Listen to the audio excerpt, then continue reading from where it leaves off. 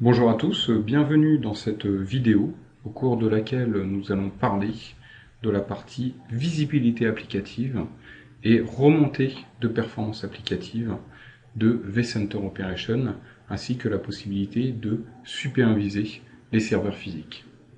Donc nous allons commencer cette vidéo par montrer les possibilités du module vCenter Infrastructure Navigator.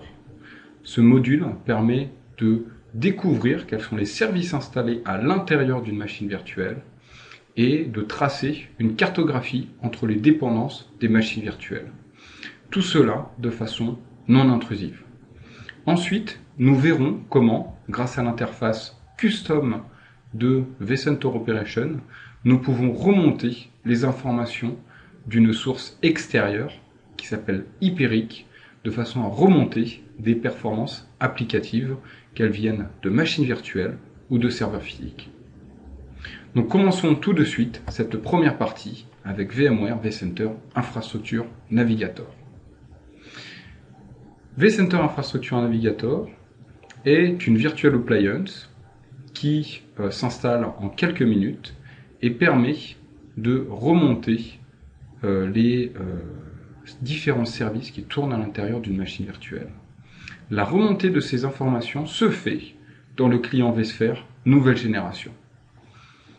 Ce client vSphere nouvelle génération, vous le voyez ici, il ressemble en de nombreux points au client vSphere actuel, le client lourd, le client C#, mais avec une grande différence, c'est que c'est un web service. Et non seulement il y a une différence visuelle, mais aussi il y a une grande différence d'architecture. Son architecture fait que les modules complémentaires de la suite de vCenter Operation peuvent s'intégrer d'une façon très étroite avec le client vSphere nouvelle génération.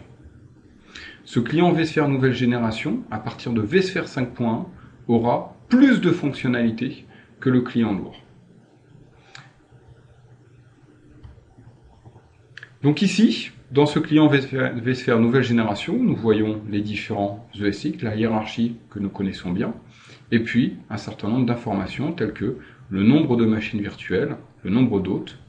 Et puis ici, nous avons un nouvel élément qui est le portlet Navigator. Dans ce nouvel élément, nous voyons le nombre de services reconnus par vCenter Infrastructure Navigator. Ici, nous voyons que nous avons 120 services reconnus, 29 sont des serveurs d'application, 39 sont des serveurs web, 33 des bases de données, 5 des serveurs mail. Ici, nous voyons que dans les serveurs d'application, nous avons 11 serveurs Tomcat, 1 serveur JBoss, 1 SharePoint, 1 SharePoint Application Server, 2 TC Server, 11 WebLogic, 2 SharePoint Server. Ensuite, en termes de serveurs web, eh bien, nous avons 2 Nginx, 26 HTTP, un certain nombre de 2IS. En base de données, nous avons du Sybase, du MySQL, du Microsoft SQL, etc., etc. Serveur de mail, nous avons 2 Exchange, etc., etc. Alors, l'idée ici, c'est bien entendu d'avoir une visibilité supplémentaire à celle que l'on peut avoir aujourd'hui en regardant uniquement le client vSphere par lui-même. Et nous voyons que si nous nous mettons à différents niveaux de la hiérarchie, par exemple au niveau d'un ESX, eh bien, nous voyons que cet ESX héberge un certain nombre de services, de bases de données, de serveurs web, d'application server, etc., etc. Donc non seulement nous avons une visibilité pour les différents serveurs, mais de la même façon, nous pouvons nous placer dans les hiérarchies de stockage de façon à voir tel data store avant une période de maintenance, eh bien s'enquérir des différents services qui sont hébergés par ce data store. Et ainsi connaître la criticité autour de ce data store si l'on voit qu'on a une application particulièrement importante, une base de données, etc., etc. Et de la même façon, eh bien, au niveau réseau, on va pouvoir se mettre sur le port groupe de production, le port groupe de DMZ, et voir si c'est normal que l'on ait ce service, cette application qui soit en train de tourner dans sa DMZ, dans sa test dev, dans sa production, etc., etc. Donc réellement, l'idée de vCenter Infrastructure Navigator, c'est de vous fournir une visibilité supplémentaire au-delà de la machine virtuelle, voir ce qui tourne à l'intérieur, mais ce n'est pas seulement ça.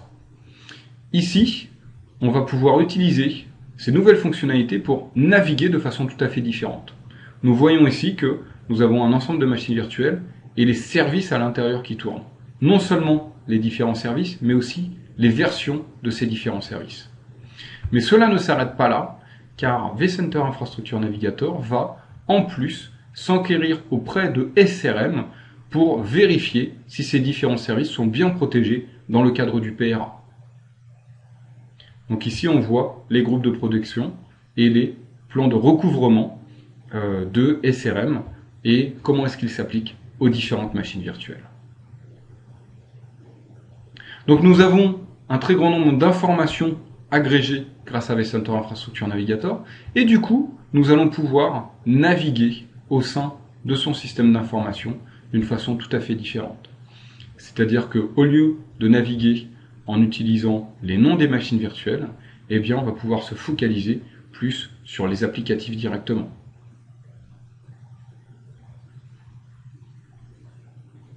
Donc ici, si je souhaite connaître les différents serveurs Exchange 2010 qui sont au sein de mon système d'information, eh bien, tout cela se révèle de façon très facile.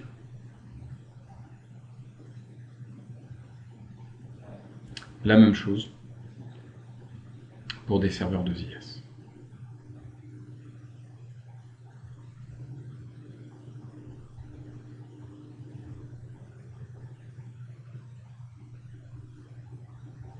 Alors, ce qu'il y a de très intéressant, c'est que non seulement on va voir les différents services qui tournent à l'intérieur des machines virtuelles, leurs versions associées, mais on va aussi pouvoir se focaliser sur une machine virtuelle et voir quelles sont les informations liées à cette machine virtuelle spécifiquement.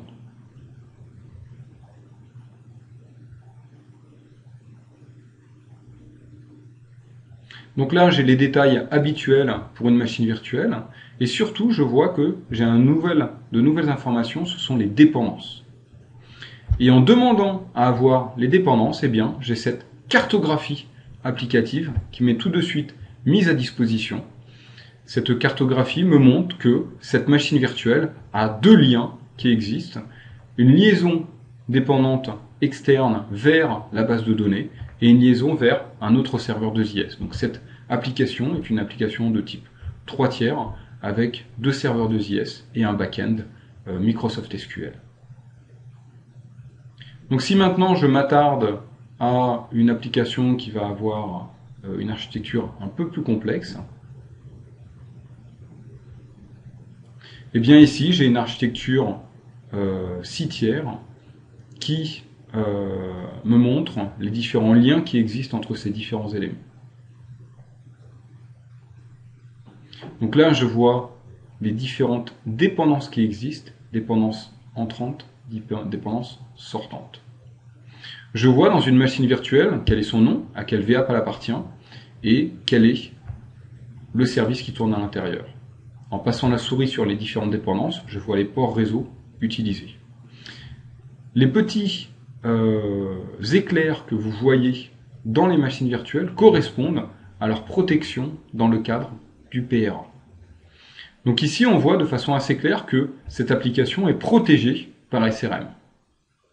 Seulement, sur cette application dans son ensemble, je vois que j'ai deux éléments qui ne sont pas protégés par SRM. Donc là, si j'avais une bascule qui avait lieu, eh bien cette bascule ne remonterait pas correctement l'application car certains de ces éléments ne sont pas dans le groupe de protection de SRM. Donc depuis la version 5 de SRM, il est tout à fait possible de configurer bien plus de choses qu'auparavant, notamment la réplication qui peut se faire maintenant au niveau directement de vSphere. Donc ici, on est juste à quelques clics de SRM, qui est lui aussi intégré dans le vCenter, et du coup on va pouvoir sélectionner cette machine virtuelle, l'intégrer dans un plan de recouvrement, l'intégrer dans un groupe de protection. Cette opération prend juste quelques minutes. Je vais l'avancer car je veux me focaliser sur vCenter Infrastructure Navigator. Cette configuration a pris quelques minutes et lorsque j'actualise maintenant la cartographie applicative, eh bien je vois que cette application est correctement supervisée et correctement protégée par SRM. Voilà, donc vCenter Infrastructure Navigator permet énormément de choses. Nous en avons vu un court extrait. L'idée, c'est vraiment de vous fournir la visibilité dans le monde applicatif et d'aller au-delà de simplement la machine virtuelle. Donc ça, c'est une partie de la démonstration que je voulais vous faire de la partie applicative de vCenter Operation. Maintenant, ce que j'aimerais vous montrer, c'est en utilisant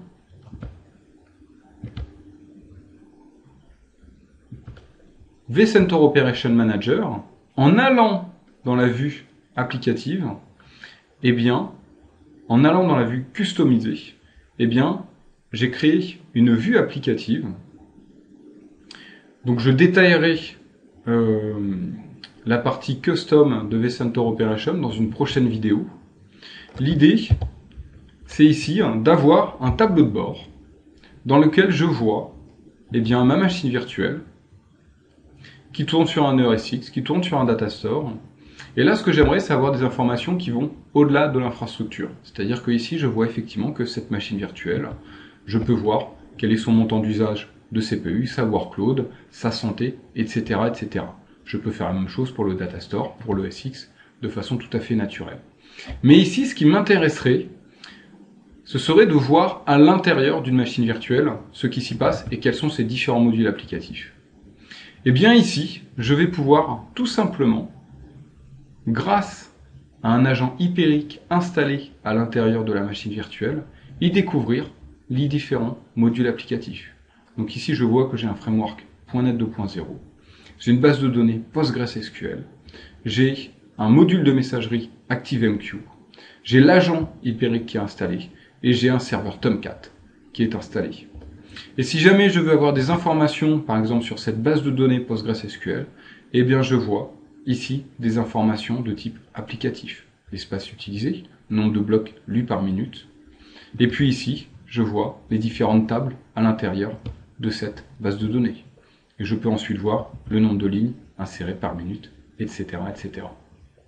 Et si jamais j'ai un problème sur les performances de ce module applicatif, de cette base de données, eh bien très rapidement, je peux en faire le lien par rapport à l'ESX qui l'héberge, par rapport au data store qui l'héberge. Donc ici, il y a deux grands bénéfices à retenir de cela. Le premier, c'est grâce à cette intégration avec Hyperic, eh bien, effectivement, j'ai cette vue de bout en bout où je vois non seulement les données applicatives, mais aussi les données infrastructures. Et puis, second bénéfice, eh bien, le périmètre de vCenter Operation s'étend au-delà de la machine virtuelle, au-delà de vCenter Server, et il est tout à fait possible d'avoir une vue pour aller jusqu'au serveur physique et avoir une vue complète de son système d'information à travers vCenter Operation. Voilà, c'était les différents éléments dont je voulais vous parler à travers cette vidéo. Je vous invite à découvrir les autres vidéos pour voir les autres fonctionnalités de vCenter Operation. Je vous remercie pour votre attention.